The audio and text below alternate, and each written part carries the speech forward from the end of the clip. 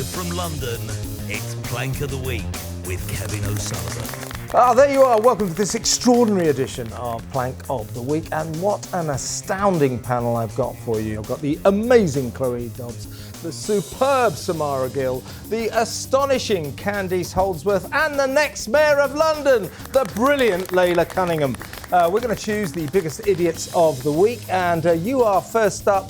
There's been this big release of more Epstein files, and it really has not gone down. Just 3 million of them. How many of Epstein files are there? They go, there's another 3 million. This is thought to be the last. Next week, there's another 10 million. How many were there? I know. Like a million. Can't keep up. Anyway, let's get down to... Peter Mandelson is going to end up facing a full criminal investigation after he allegedly leaked market-sensitive information to Jeffrey Epstein, forwarding emails to him that were meant to be for Gordon Brown. We've got emails suggesting that he's telling Jeffrey Epstein about a €500 billion bailout that was meant to be hush-hush at the time. He's now resigned from the House of Lords. He's no longer going to be a peer.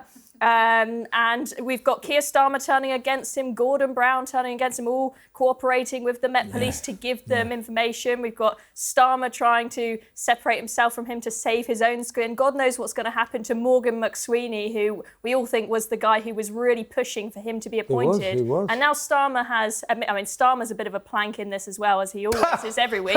A bit. Starmer has now admitted at PMQs this week that he knew that Mandelson continued his friendship with Epstein after he was convicted as a paedophile. Absolutely shocking. It never ends in the news cycle, does it? No, it's an amazing story. Laila, what are your thoughts about this? As Chloe just said, we're recording this on the day of Prime Minister's Question Time, during which, incredibly, shockingly, Keir Starmer admitted that he knew all about Mandelson's friendship with Jeffrey Epstein after he was convicted of paedophile child sex offences, and yet still appointed him to be our number one diplomat, the ambassador to Washington. What are your thoughts? Well, I think Starmer's compromised because he obviously looked up the Labour chain and they told him appoint Mandelson, and he said OK. And so the question is now, can he continue and can he be trusted to keep the country safe? Because he ignored MI6 warnings as well. So what was the calculation that made him avoid, say there's a risk, but I'm going to go ahead anyway? That has to be answered. But, the first duty of any government is to keep us safe. And he appointed someone who he knew, he's called the Prince of Darkness, for Christ's sake. I might call him Captain Underpants now. Yeah. But Captain Dirty Underpants. Yeah. They're not very clean. Who is that woman? Can we trust Starmer to keep the country safe? No. No. Samara. Well, it's a great point you make, because should we even be looking towards Starmer? Who is actually running the country? It actually opens this Pandora's box of who is in charge, because it doesn't actually seem like Keir Starmer, Mr. Goody Two-Shoes, Mr. I'm a lawyer, I'm going to tick every box and look at everything, is actually running it. So I do wonder, who are the powers that be at the Labour Party? The Spectator wrote a great article about it all, about the people who are actually pulling the strings, and it's not Keir Starmer. It's not only Keir Starmer we have to ask questions about. Clearly, Starmer is on the rack here. He could well go over this, and so probably will Morgan McSweeney as Chief of Staff. But we should also historically be asked questions of Tony Blair and Gordon Brown, who also appointed this secret-selling idiot to very serious positions in government, very senior positions. This guy, he's a loser. He's a clown. He can't do anything without getting caught. He was the most brilliant man in Westminster. Well, they got very low standards. I fully stand by him. Yeah. Well, so we've got to ask questions of Blair. We've got to ask questions of Brown, and very, very poignant questions of Keir Starmer. Kevin, we basically got to ask questions of the whole bloody Labour. The whole Labour Party. Absolutely. Well, I think it's more than that. I think what we've got on trial here, Mandelson may face trial, others may face trial, but the establishment is on trial here. This is the system. Now, normally, the establishment will be folding in and protecting one of their own, Peter Mandelson. The only time the establishment doesn't protect its own is when they realise the game is up, and then they ruthlessly chuck whatever poor individual underneath the bus. So that's what they're doing now. But I think this is the establishment's last days. I really do. Here's a man who worked for Peter Mandelson, was very loyal to him and looked up to him. It is Calamity Lammy. Peter Mandelson is a man of considerable expertise. He's the right man for this moment to be our ambassador. He's been a business secretary, a Northern Ireland secretary. Of course, he's worked in the European Commission, and he brings all of that to bear working as our ambassador in the United States. He's also a creep, a liar and a seller of secrets. But apart from that, he's absolutely brilliant. Now, Trevor Phillips, Sir Trevor Phillips, Sky News presenter, eminent veteran journalist, is actually a close friend of Peter Mandelson, poor guy. And he had this message for Mandy. But I would claim the friend's privilege to tell Peter that he has been, at best, naive and foolish, at worst, greedy and duplicitous. Whatever is true, as far as politics and public office are concerned, for Peter Mandelson, this is the end. Well, it wasn't quite. I think the end is still to come. The end will be in Wormwood Scrubs. I would say he was treacherous. He forgot to say he was. Yeah. Well, look, and also it wasn't just duplicitous. Yeah. He tried to bring down the government, sold financial secret to the highest bidder. To a paedophile. No, that is treason. And I agree with you, Laila. I think they're trying to lower the bar on this by saying, he traded confidential documents. Well, I would suggest that emails between the Prime Minister and Cabinet Ministers and senior advisors are state secrets. He flogged them to Epstein. He was taking money from Epstein, so was his boyfriend, and he gave them those secrets. I think it's more than malfeasance in a public office. I think it's potentially treason. And talking of treason, maybe we should think about Prince, or the artist formerly known as Prince Andrew, who also spent an inordinate amount of time with Xi Jinping during his travels when he was the self-serving trade envoy for this country. Absolute disgraceful behaviour, and spoke to Russia a lot as well. It is suggested, it is alleged that both Peter Mandelson and the then Prince Andrew were selling secrets to this country's enemies. This is much more serious than malfeasance in a public office. And it's not naive, as Trevor Phillips says. I don't think there was any... No, not naive. And the fact that he mentions that in the beginning kind of discredits him on this story. I think Mandelson's a psychopath. I think he they go, he sold secrets to a paedophile. Doesn't matter. He was selling secrets in that circumstance to an American businessman who was able to profit from it. It is alleged he sold secrets to Russia, to China. He doesn't care who he sold secrets to. He just wanted money. Earlier in the week, he goes, I knew the Epstein files suggested I received $25,000 from Jeffrey, but I can't recall that. It was for a course for my husband. It now transpires that he can't actually recall 3 payments of $25,000 from Jeffrey Epstein. But he does admit that his boyfriend Ronaldo, his partner, was accepting $4,000 a month from Epstein. And Mandelson said, I saw that just as an act of kindness. What a liar. You are next, Samara. Well, talking of people who don't take public office very seriously, there was basically a convicted terrorist last week that put himself up for council election in Birmingham. His name is Shahid Butt. Just a couple months ago, he basically incited violence, saying if someone comes up to you, you should kick them in the teeth around the Maccabi Tel Aviv situation. He also said that IDF soldiers are baby killers. This is all very recent stuff. And then bombshell after bombshell. He said Hamas is not a terrorist organisation to me.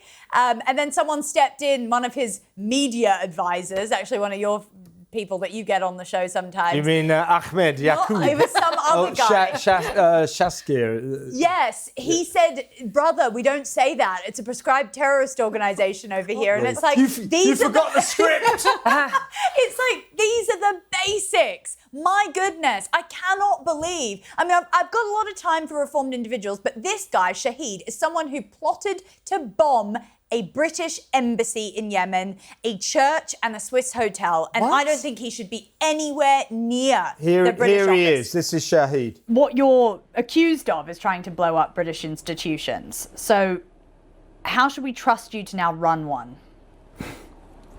Well, I can tell you one thing. I'll do a damn sight better job than the current Labour incumbents that are sitting there right now, who have turned our city into a dump. This is part of a campaign by an organisation called the Independent Candidates Alliance.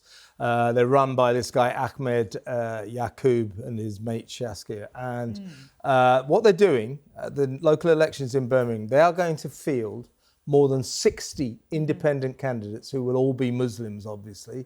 They say it's all about local politics, making this city better. It's an Islamic takeover. It's a massive Islamic takeover, but you've got towns and centres who are an Islamic takeover. So I just want to go back to the fact that you were interviewing a convicted terrorist to stand for elections in the UK. What? He did 5 years in Yemen. I mean, what have we become? The fact that he's allowed to stand. What's he doing back in the country? Well, he claims it was like a malicious false conviction. Oh, they're all corrupt. Who cares about that? So he thinks that he's a completely innocent guy. I've never been convicted of a terrorist. What he said. One would hope. Terrorist. It was really interesting though. I think, and Kev, you make a really good point. Labour has actually caused this. They Labour's really have. The council's disastrous. Yes, when you see what happens when you have a Prime Minister like Starmer who constantly flip-flops, U-turns, doesn't know where he stands, you get enterprising individuals like Ahmed Yaqub, and I saw their whole outfit that they have going on in Birmingham. They're trying to run a massive takeover, maybe not an Islamic one. I think my issue is not with them being Muslim, it's just that he, within his interview, basically expressed that his faith is first and then the British kind of public and laws are second. To be fair, Shabana Mahmood said something similar. She did, completely. Yeah, so, and the problem is that we do have people in local government and perhaps in government who prioritise their religion over the country. Yeah, Candice, what do you think about it? I believe I'm right in saying that if you're a convicted terrorist, you can't stand as an MP, but apparently you can stand as a councillor. Now, apart from the fact they're going to put up 60 Muslims to take over Birmingham, the idea that one of them plotted to maim, murder and damage innocent victims for life, the idea that one of them is this guy, that's outrageous. It really is. I mean, like you were saying, Birmingham has just become a total and utter basket case. Yes. And I mean, the bins weren't collected for so long. It had become a squalid mess. And that's like so much of the Midlands and the North. I mean, where my granny lives in South Manchester, this is where this by-election has taken place. I mean, it's become a slum. I mean, these were places with proud working class communities. And now the people on the councils just don't care. They're in it for these kinds of radical politics. They don't care about ordinary people or ordinary concerns. It's because when you have mass migration in such speed where you don't have any requirement to assimilate or integrate, cohesion can't take place. And they come here with not the aim of loving Britain, they want to change it. Yeah, well, I'll tell you, one of these guys who was part of this organisation, the Independent Candidates Alliance, was quoted as saying, he's on video saying this, about this country. He said, I didn't come here to take part, I came here to take over. There's 85 Sharia law courts in this country. We've got a problem, haven't we? Yeah, we've got a serious problem. And also, Shahid Butt, there's also a clip of him on a podcast where he makes very clear, he says, as a Muslim, I will not be friends with Jews and Christians. You should not be friends with Jews and Christians. Right. He says, look, that's what the book says, let's, make sure you follow your faith properly, essentially, and not be friends with Jews and Christians. And I look at that It's actually not true, by the way. The Quran says that you should respect the three religions of the book. Exactly, and so he's someone who's taking a radical interpretation and pushing it out. And I think, how can that man represent the Jews and Christians that live in his ward? He has no interest. That's what his view is. He has no interest in representing them. That's Yeah, this lot though, they fully support not only the banning of Jewish football fans from Aston Villa. They think Jewish sports fans should be banned from everywhere. That Israel should be banned from competing in any competitions all over the world. They are Islamist extremists, and they're going to take over Birmingham. They're running on a hate and that agenda. is a source of worry. It is your turn, Candice. We're never going to get off this topic otherwise, are we? Not dissimilar, though, actually. So it's DEFRA, so the Department, I think, for Environment, Farming and Rural Affairs. Environment, Food and Rural Affairs. Food and Rural Affairs. So they have decided that the countryside is racist. Oh, my God. The annual... Well, it is. Every time I go to the countryside, I'm in a rage. But it's come earlier this year, right? We get our annual countryside is racist story, and it's come pretty early. It keeps cropping up, doesn't it? But so anyway, so they've done loads of research, very important, I'm sure, credible. £110,000 worth of money on that. Just hold on, let me finish. So they've done loads of research, I'm sure very important, good research, and they've decided they want to make the countryside more diverse. I mean, they won't specify exactly what that means. Sounds terrifying. But what I want to know is anyone... Well, they do specify. Well, they say they're going to hire people Well, in no. these markets. I mean, more than that, they suggest that all dogs in the countryside must always be on a leash. So you can't take your dogs for a frolic in the countryside because dogs on the loose upset Muslims. They also say They actually said that? Yes, they did. They also said that country pubs, have got to raise their game because they sell alcohol and they don't sell Muslim-friendly food. Therefore, they make Muslims feel unwelcome. So the thing I say is if you don't like dogs running around and you don't like pubs that sell alcohol, don't go to them. Don't go to the countryside. It's there. Go if you want to. Don't go if you don't want to. Right, Candice? But I just want to know, like, do any of these environmental bodies care about the climate anymore? I don't think they do. Even the Greens have given up on the environment. They don't talk about the climate Yeah, that's why I'm anymore. warming to them, because I don't care But about Greta the climate. Thunberg, she's gone woke. All of these people, they've just shifted to identity politics. But what kind of country are we that we are so submissive to other cultures? We should stand up proud. We don't. Yeah, defend our exactly, culture. Laila. What then? Why are we? Listen, Britain is tolerant, but right now we are submission. We are in submission. Yeah. You know, we're a host nation. We should tell people, you come here, you assimilate, like you did in Malaysia. You know, Singapore. Sorry, you come here, you assimilate, or you get the hell out. Like I said to you, Samara, when you came here, you better assimilate. You better integrate. Well, I clearly didn't. I didn't even. Yeah, no, learn you the didn't. You've been an geography. absolute failure on that front. You're like a traitor, an interloper. Well, the issue is actually that it's not helpful. A lot of people who write these reports are white, middle-aged people who then make Full of angst. Yeah, who make Muslims and others look like these lily white people who are scared of dogs running off leashes. I'm pretty sure they aren't. It's actually it's like when these professors in universities say Shakespeare was black, etc. It's usually actually always these woke professors at the top of their thing. So they're not helping anyone. They're actually making society way more divisive. Yeah. And they make normal people resent Muslims. Yes. You know what? You know when You're there's right. That's a good point. when everyone, I hate it because I don't get. You know, people are like aggressive towards me and not another Muslim. We don't want another Muslim mayor, and I get it because when you've got all these crazy civil servants bowing down to Muslims, Islamophobia laws, Sharia courts, burqas in courts, you know. Muslims running for council who are actual terrorists.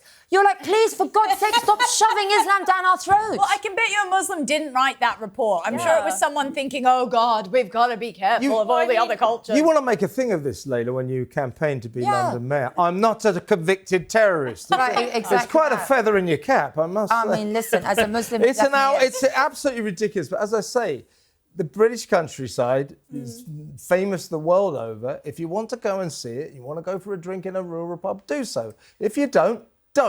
We're not going to change the countryside to make it amenable for ethnic minorities. It's absurd. Don't forget, Kevin, we're in a situation where if you're white working class, basically, you're deemed to be too privileged. Yeah, that's right. Basically, you are too privileged for any kind of help, any kind of programme, you know. Well, look, Laila, it is now your turn. Who are you nominating for Plank of the Week? And stop banging the desk. Will you? Sorry. You're just banging the desk in fury. So I've been on quite a few debates with, luckily me, Labour people, and their one claim to success is cutting the NHS waiting list. Right? They bang on about it, and actually we discovered that they weren't doing more operations. No. They were bribing the NHS £3 million a month. Yeah. Something called, is it validation or something? Something called validation, where they remove people from the list, and that is why the list went down. That is not improvement, that is fraud. I mean, also, the question beggars belief. Why do we have... So basically, it does include people who have died, people who... They emailed people saying, please, do you still want to do this operation? What, there are people on the waiting list who've died? Yes. So, they've been waiting a little too long but also, then, basically. why are we paying the NHS to clean up its list? Don't they have a manager? They have the most bloated managerial staff. They need an extra £3 million. It just shows you the Labour government everything is spin. Yeah. Nothing And is true. you know the other trick they do is that you probably I know lots of people this has happened to. You're on the waiting list. They say, right, your appointment is February the 15th or something, and then just before that they write to you. The NHS usually posts letters. It hasn't heard of emails or anything like that to say, oh, your appointment's now cancelled or postponed. But you are put down as someone who's received their treatment, which isn't the case. Yeah. So you're absolutely right, Labour, outrageously, and Streeting has got some answers, some questions to answer here. I think, like so many Labour politicians, he's sorely overrated. They cook the books when it comes. They cooked the book. The NHS didn't get faster. They fiddled the numbers. Yeah. I mean, this is outrageous. So it's actually, and also, by the way, Kevin, there are some months where they performed less operations, but the stats got better. Right, I'm going to pass these to you. This is apparently a new NHS campaign to promote mental health in Cornwall. There it is. Stay well this winter in Cornwall and the Isles of Scilly. This is a message it involves Cornwall Pride, but it's from the NHS. It's got this Roxy. He's a drag queen. Do one small thing that brings you joy. Protect your mental health. Now, I'm looking at Roxy here, and I'm worrying not so much about her mental health. I'm worrying more about her dental health.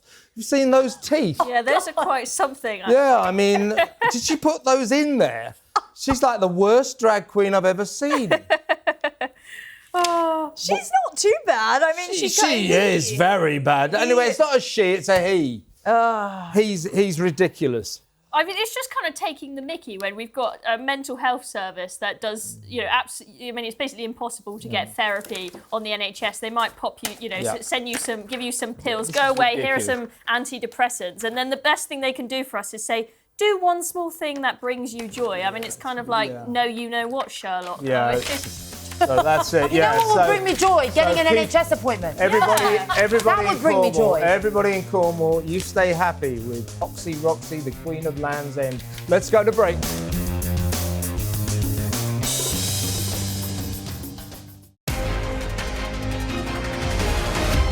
Live from London, it's Plank of the Week with Kevin O'Sullivan. Welcome back. It's part 2 of Plank of the Week. What a great panel we've got for this episode. And this nomination is mine. So it's going to be a front runner, I'll tell you that. Actually, it is a very strong contender. This is absolutely outrageous. This is the story of hero bus driver Mark Hehir. Some yob in the back of his bus pushed past some poor lady and yanked her necklace off her neck and ran into the distance. Mark, hero that he is, legend, leapt out of his bus, chased the guy down, got him onto the ground, pulled the necklace off and went back to the bus to give it to the lady. Meanwhile, the guy, the little thug, took a swing at Mark, and Mark knocked him out with one punch. The police said that what he did was proportional. He was a hero. He got that necklace back, and he apprehended the crook. He was taken to an employment tribunal where Metroline sacked him. They said he crossed the line and that his response was disproportionate, despite what the police said. That Metroline, to hell with you. That's outrageous. Well, my message to Metroline is that if I'm mayor, then I would tell them, unless they give him his job back, they can forget any future contracts with TfL. Yeah, Londoners will not fund companies that punish heroes. Totally agree. My message, I don't like sort of telling people to put people out of business, but for that, if you can possibly avoid using the Metro line, everyone, do. Here is Mark on Good Morning Britain. I took off down the road after this guy. After about 200 metres, I caught up. We had a bit of a scuffle. He realised he wasn't getting away. So he handed me back the necklace, which I walked back to the bus, handed it to the girl, and then someone shouted, "He's coming behind you." Metro line to hell with I've said it before, and I will say it again. We are living in a society where criminals are treated as victims, and victims are treated as criminals. Every single week on the show, we've got a story like that. I mean, we had, the other week? We had the nurse who got sacked or suspended for years on end when it was the trans patient who tried to attack her and was calling her the N-word over and over again. No consequences for him, yet she is the one who gets kicked out of her job for simply saying he to a prisoner who had come from a male prison, who had an issue in his male area. She didn't do that. But we just hear so many stories. All she said was, "Do you mind if I call you by your name, because I don't want to use male pronouns." All this business that she insisted on calling him Mr. It's not true. It was far less than that, and for that she was suspended for 2 years and only recently won her case. You're exactly right, Chloe. This is it's the same theme. It's akin to these people, like a homeowner punches a burglar who breaks into his home, and the homeowner gets done for assault. This is what's happening in this country. You're absolutely right. Totally askew. You next, Chloe, and you're going to talk about Sargest Karapetyan. Oh, well done for pronouncing his name for me.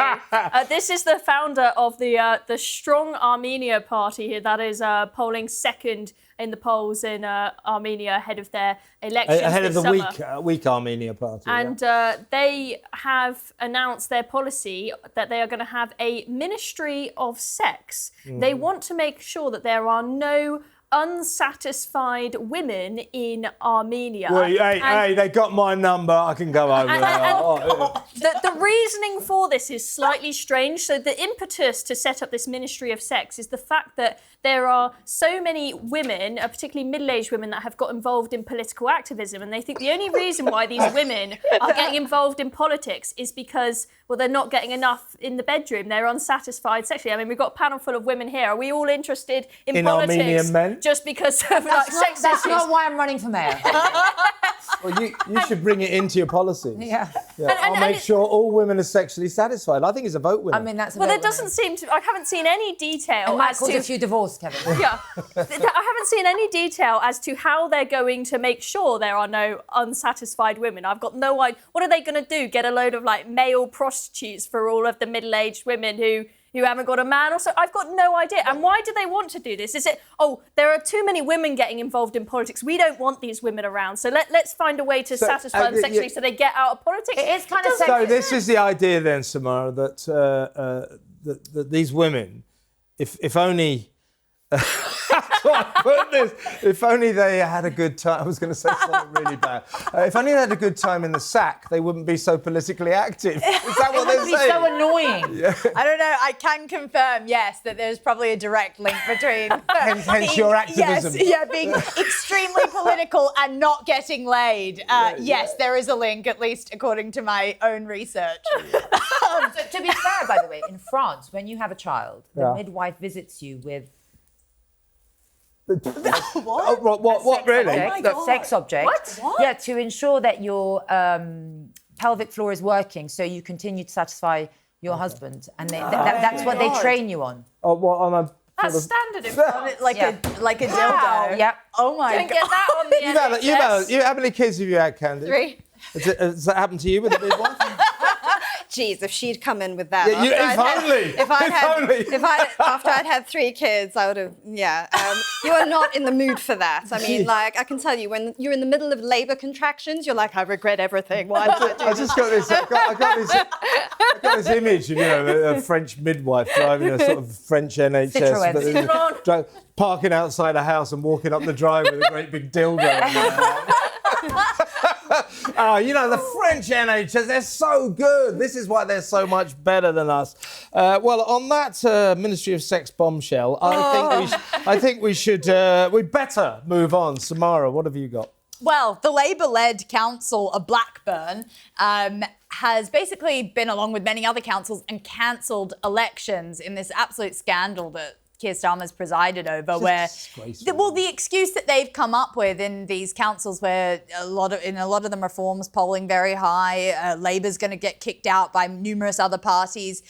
They've said, oh, it's too expensive to have elections. You know, the councils are broke, we can't do it. Well, it turns out that that's their excuse. It turns out that they've been spending tens of thousands of pounds on mental health for asylum seekers within these same councils where the elections have been cancelled. So, I mean, on the mental health of illegal migrants, but you know, £30,000. You know what? Yeah, that's a good idea. They just needed to do something that brings Roxy them joy. on the case, she'll cheer them up. You laugh, Samara, but Westminster Council has declared Wickself a sanctuary council. Oh. Really? Yes, right here, where the most expensive real estate to take in, refugees and Well, look, obviously tax. the migrant issue is very important down in Crowborough, where they are in the process of having 540 young male foreign asylum seekers imposed on them at their local military camp. Now, on woke left-wing Channel 5, Matt Allwright was hosting a show, and a lady from Crowborough phoned in. Check this out. Like, residents in Crowborough are just so worried about them possibly coming nearer to the town and harming all the women. Why would that be the case, Lucy? I mean, do you have men in Crowborough? You have men in Crowborough already. What's different about these men? I don't know. It's just all the other rumours that have gone around all the other towns. I think it's just scaring all the women and their men for their wives. I mean, with respect, though, Lucy, those rumours, you can choose to believe them or not. All right, you're pathetic. And by the way, I love the way you're rocking that grandad cardigan or whatever it is. Like he's from Wallace and Gromit. Well, no one's going to try and sexually assault him in that cardigan. I can tell you that. The Home Office's statement said, we must remind the public that not all these men will be rapists or sexual offenders. Just some. We accept that. Just some. Some. Just take one for the team, love. I'll tell you what the people of Crowborough are worried about, and people all over the country. It is this, the very real fear that is almost palpable, that we have this country, this mad country, over the last 15, 20 years or so, has imported a sex crime epidemic. These guys, as Laila quite rightly says, of course it's not all of them. Of course it's a minority, but disproportionately, these asylum seekers, these young men who are coming from foreign countries and foreign cultures are committing a disproportionate number of rapes and sexual assaults. And that is backed up by data, by the way. Yes, exactly. Yeah, so the number of rapes and sexual offenders by Afghani men, Somalians, basically the number of 22 times has gone more up likely. Massively. Well, the Afghanis are 22 times more likely to commit sex crimes than British nationals. Yeah, so it's... I thought it was brilliant when there was the local resident in that meeting with the Home Office. Asked the guy from the Home Office, how do you plan to meet the sexual needs of 600 men? Good. The Home Office guy just says, I don't. And on that bombshell, let's go to break.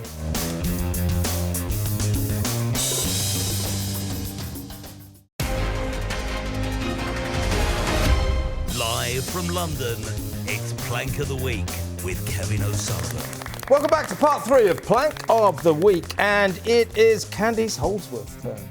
So it's Billie Eilish, who's been making headlines this week for spewing forth her TikTok wisdom on immigration and borders at the Grammys. According to her, there's no such thing as being illegal because everything is stolen land. And then she told, ICE, the Border Enforcement Agency, where they could go. A lot of people have pointed out, though, in Billie Eilish's area where she lives in Los Angeles, in her multi-million... Malibu, yep, in the Los Angeles basin.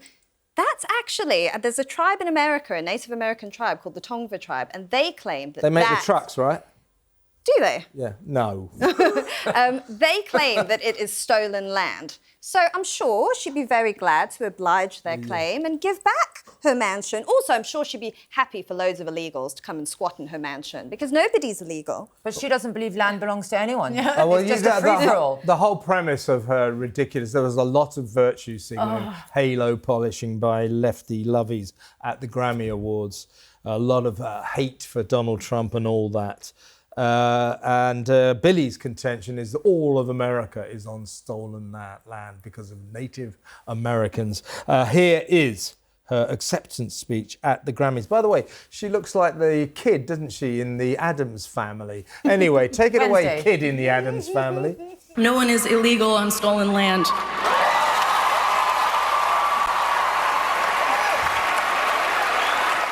Her mansion in Malibu, right by the Pacific Ocean there, where all the stars live, is actually on land stolen, apparently, from the Tonga tribe. Here's Fox News. Is the singer also living on stolen land is the question. Well, according to a local tribe out in California, she built her mansion on property that belongs to Native Americans. We talked to the Tongva tribe out in Southern Cal, who says she's living on their property, saying this in part as the first people of the greater Los Angeles basin. We do understand that her home is situated on our ancestral land. Eilish hasn't contacted her tribe directly regarding her property. So, Samara, don't you find celebrity virtue signalling just about the most annoying thing in the world? I do. Don't get me started. I mean, that was an absolute litany of virtue signalers at the Grammys. I mean, the thing is, there was this Bad Bunny artist who also came on air and said that, America's a very suppressive regime and, down with ICE and all that. Well, it's like you're a Puerto Rican who arrived in America 10 years ago, and just in 10 years' time, you've made it to winning Album of the Year and getting a Grammy. I don't think you live in a suppressive regime, Bad Bunny. Exactly. It's like they're so unaware. And he made of it how with the name. privileged they got. He made it with the name Bad Bunny. That's the biggest. That wouldn't have flown in Puerto Rico. Shall we move on? Laila, it is your turn. I can't believe who you've chosen. Tell us who it is. Tom Cruise, he's left his, £35 million flat in Knightsbridge, of all places, one of the most expensive and affluent areas in London. One Hyde Park. He's left it because he says the area no longer feels safe. And if you look at the data, crime is quite rampant in Knightsbridge. And he's left. And you know what? It's nice for Tom Cruise. He can leave. The rest of us are stuck here dealing with Sadiq Khan, who, if you say London's dangerous, says you're Islamophobic. Who's shorter, Sadiq Khan or Tom Cruise? It's gotta be Sadiq. That's a close-run thing. It's gotta be Sadiq. I think they're both around the 3-foot mark, but I think Tom might be about 3'1". But you're nominating. You're nominating Sadiq. So I'm nominating Sadiq Khan because when your bitter rival. Even celebrities with all the money in the world do not feel safe in London. What chance do the rest of us have? I mean, you saw there was a robbery in Richmond on the high street in the morning. And you know what? The robbers could have done it on a Tuesday morning when it was quiet. No. They are so brazen. And they did it on a Saturday morning, peak kind of pedestrian traffic. Because you know what? It was almost like NFU. We can do whatever we want in this city because criminals own it. They own the streets. And that is because we have a mayor who basically decriminalised crime. And it would be all right if he recognised we have got a big problem, it's really unsafe, I'm really going to put my head down and focus on fixing this. But what he does, and it's the same for all of Labour, because you mentioned how they fiddle with the NHS figures and all the other figures on migrants and everything in the Labour Party, rather than actually do something about a problem, they just cherry pick the statistics. So Sadiq Khan, he plays with the date ranges when he talks about crime stats to make it sound like London's getting safer and that all of us are just, hysterical idiots who are Islamophobic and racist and don't know what we're talking about. When we say we've seen guys playing with machetes, having duels in the street in broad daylight, maybe there's an issue here. We've seen robberies in broad daylight all the time where they know they're completely immune to any kind of accountability, these robbers, and we say there's a problem and they just say, oh, you're Islamophobic. Look, with my date range, it shows that London is perfectly safe and it's a wonderful place to live. He actually gave a speech at the Fabian Society where he repeated he did. He goes, it drives them mental. They put down our city because, they can't bear that we are diverse and it has a Muslim mayor. No, Sadiq, it's not because you're Muslim. It's because you've removed visible policing. Yes. There's only 2 24-hour counters in a city of 9 million.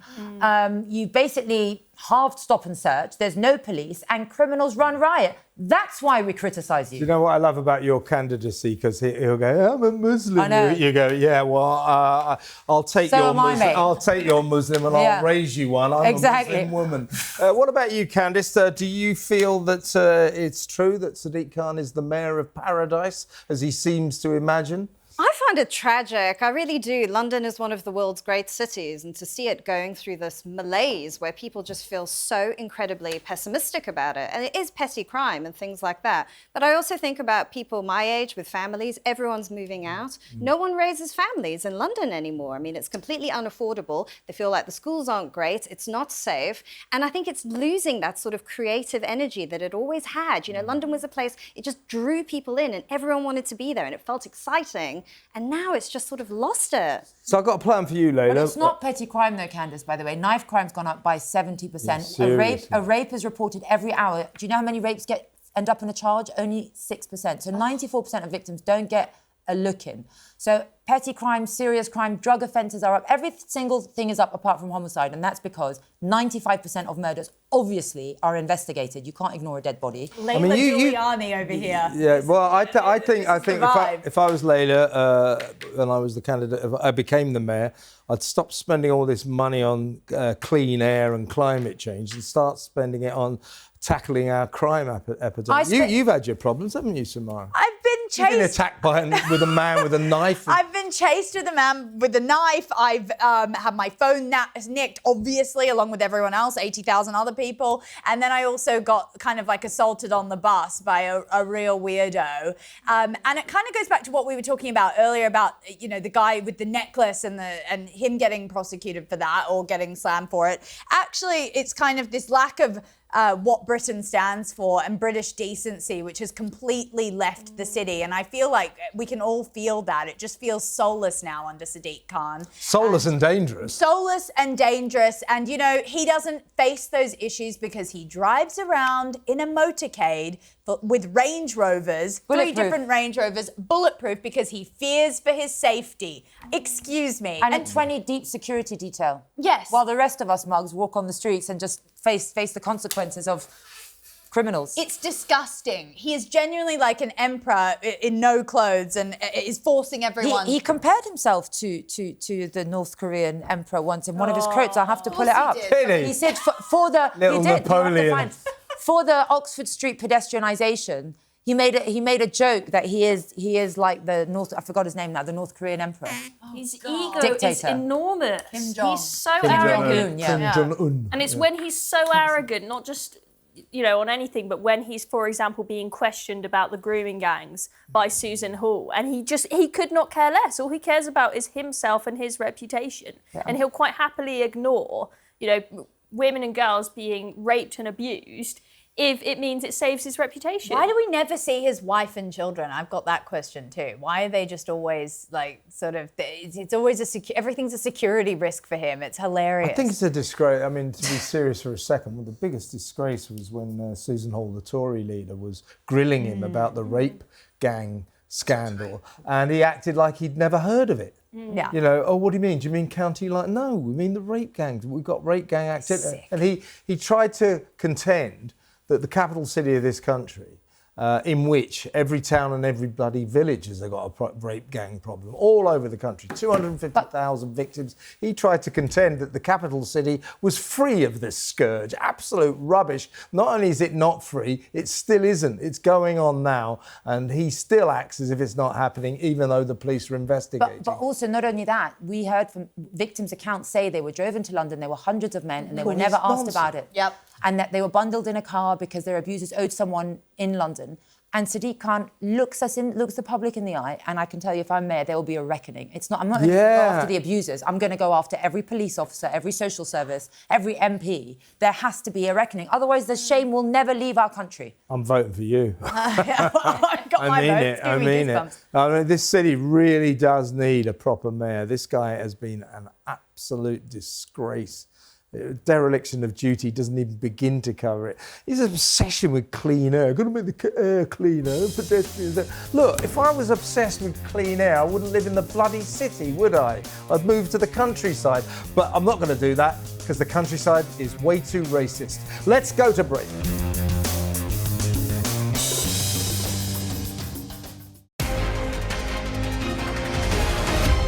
Live from London, it's Plank of the Week with Kevin O'Sullivan. Welcome back. This is the final part of this excellent edition of Plank of the Week, and it falls upon me to make the final nomination. Bum Scare. This is a 24-year-old young French guy in Toulouse with an 8-inch World War I bombshell up his backside. Surgeons had to remove it. Bomb disposal surgeons. Wow. It was the hospital's bomb disposal unit. How it got there? remains something of a mystery. I can't remember the figure. Work it out, Laila. The stat on the amount that the NHS spends on removing items from people's exactly. It's a great burden on the taxpayer, so people should be gravely concerned. And if you need a bomb disposal unit, I'm sure the bill is enormous to the taxpayer. You're right about that, but I mean, you know, a World War I unexploded shell takes the biscuit, doesn't it? Thank God it didn't blow up. My friend found one on the beach the other day, and he took a video of it, and he was like throwing it around like a frisbee, and then he tells the authorities, and then they're sure enough, they say it is actually viable, and the Navy has to cordon off the entire beach and explode it. But he could have exploded himself playing around with it, like, oh, look what I found on the beach. Do you want to hear this? Here's a story that probably shouldn't go out on a family show, but these doctors, or trainee doctors. Is this a family show? Not really. Oh, very good family show. It's only for dirty families. Right. Oh, God. Yeah, now tell us about what someone put up their I was talking about Hoovers, right? Hoovers, right? So you can work this out. So guys, it's not so much they don't go up the front. They use it at the front. You see. Now there was one Hoover. So these guys were always turning up at hospital. There was one Hoover. So they'd sort of, you know, insert themselves into the Hoover bit to see what would happen. And there was one Hoover, one brand of Hoover, which had this sort of flywheel in. And so guys were apparently always coming in. So I didn't realise there was a flywheel in it. And they'd have to be stitched up. Their penis. Yeah, exactly. There's me trying not to say that. Okay, so lacerated their penis. That's it, Samara, yes. Well, I don't know. This is all about the lack of... Anyway. Okay, well, anyway. On that note... Yeah, but a bomb up the derriere really does take some beating. I'm not sure who... I suppose he's a plank, isn't he? How did he get it up there? I mean, really? So, oh, look, we found this old bomb. Oh, I think I'll stick that on my arse. You know, what the hell? Was it just a kink he had, or was this like some sort of... Well, you know, as I'm trying to diplomatically explain, you know, men putting things into themselves, you know, it's quite a thing. Did they not but an unexploded World War I bomb seems a bit much, doesn't it? Very niche, very niche. Seems a bit and much. this is why men have a shorter life expectancy. Exactly right. Yeah, well, you certainly do if you've got a World War I bomb up your arse. Why men should not lead countries. Yeah, right. yes. It is time to choose Plank of the Week. Bomb Man is a very strong contender. And it would be fairly obvious of us to choose Mandelson. He's Plank of the Century, to be honest with you. But just to be a bit different and unexpected, I think we're going to go for Candice's nomination for your pathetic virtue signalling at the Grammys. Billie Eilish, you are Plank of the Week. And on that bombshell, World War I bombshell, thank you to Chloe Dobbs, to Samara Gill, to Candice Holdsworth, and our dazzling debutante, Laila Cunningham. Come back and see you soon. That's it. We'll be back next week with another episode of Plank of the Week. You've been an amazing audience. I've been a mediocre host. I am Kevin O'Sullivan. You are not. See you next week.